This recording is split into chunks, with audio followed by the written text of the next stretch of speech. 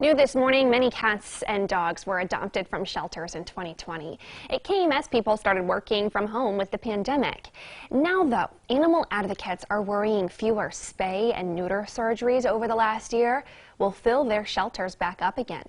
First News reporter Simone Blair is live in the newsroom with what they're seeing in our area. Simone.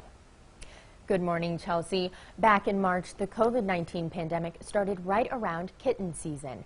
And adding to that, fewer cats and dogs were able to get spayed and neuters because of closures of local clinics. I spoke with Tales of Hope, a spay and neuter nonprofit in Hermitage, about what this means for our local shelters. Executive Director Soraya Hijazi tells me she's worried about all of the additional dogs and cats being born. She worries instead of finding homes, they'll overcrowd shelters, end up homeless, or be abused.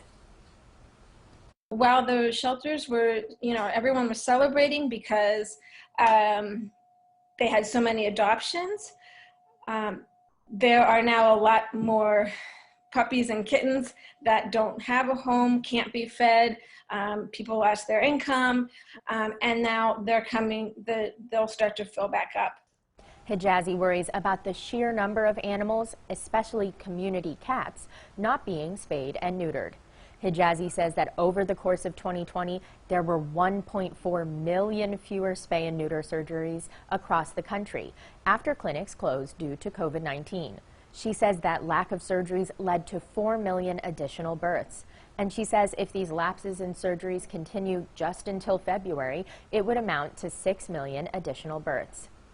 So it's hard to think that February is just a couple of days away now, but that shows just how serious this problem is and how big these numbers are. Hijazi is worried about what will end up happening to all of these dogs and cats if this continues. Now, Simone, do we have any idea how many of these surgeries are happening in our local area? Yeah, great question, Chelsea. So it's hard to get a county level count on this, but I did get some numbers specifically for Tales of Hope. So in 2020, Tales of Hope was closed for about 102 of their business days. And Hijazi says that the clinic had over 1,200 fewer surgeries last year than they did in 2019. And she says that multiplies out to 3,600 additional births just from Tales of Hope. And in order to take a bigger look at this, you have to think just past this one clinic, so all of the clinics and all of the vet offices in Mercer County, and then further than that, come over here to Mahoning County, Trumbull, Columbiana, and it's clear that there are a lot more cats and dogs being born. So Hijazi says she works closely with local shelters throughout Mercer County, and they're all saying they won't accept any more cats or kittens just because they are full. And she is also telling me that the community can help fight this overpopulation. I'll have more on that in about half an hour. Live in the newsroom, Simone Blair, First News This Morning.